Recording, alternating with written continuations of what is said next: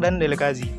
Wewenang adalah hak untuk melakukan sesuatu atau memerintahkan orang lain untuk melakukan atau tidak melakukan sesuatu agar tercapai tujuan tertentu. Ada dua pandangan berlawanan.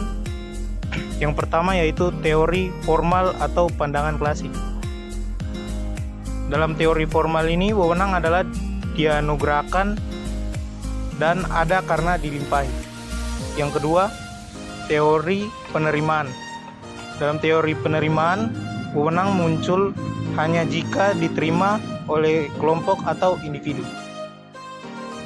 Delegasi merupakan pelimpahan wewenang dan tanggung jawab formal kepada orang lain untuk melaksanakan kegiatan tertentu.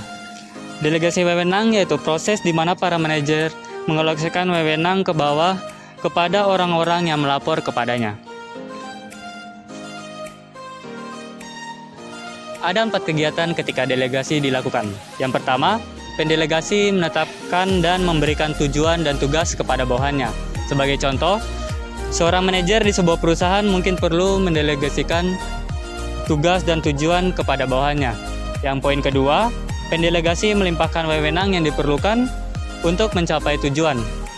Misalnya, seorang manajer proyek di sebuah perusahaan teknologi memutuskan untuk melimpahkan sebagian dari tanggung jawabnya kepada seorang asisten proyek yang kompeten.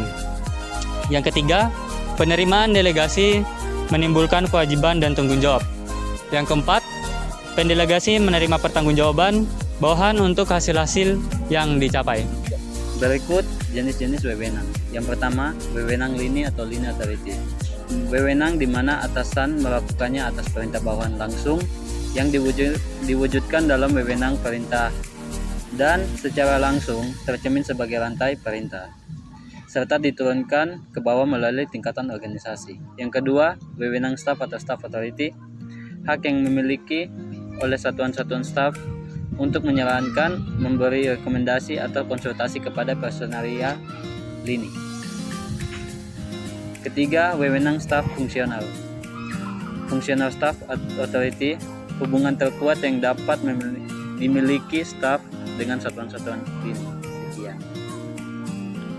Pedoman klasik untuk delegasi wewenang yaitu yang pertama, prinsip skalar. Harus ada garis wewenang yang jelas. Yang kedua, prinsip kesatuan perintah. Setiap bawahan seharusnya melapor kepada seorang atasan. Yang ketiga, tanggung jawab, wewenang, dan akuntabilitas. Berikut adalah contoh pedoman klasik untuk delegasi wewenang. Yang pertama, tentukan tujuan yang jelas dan spesifik untuk delegasi. Misalnya, tujuan delegasi adalah untuk meningkatkan efisiensi dan efektivitas tim dengan memperluas tanggung jawab dan memberikan kesempatan untuk berkembang kepada anggota tim. Yang kedua, pilih karyawan yang memiliki keterampilan dan kemampuan yang tepat untuk tugas yang didelegasikan. Misalnya, pilih anggota tim yang telah menunjukkan kemampuan dalam menyelesaikan tugas-tugas sebelumnya dan memiliki keterampilan yang sesuai untuk tugas yang diberikan.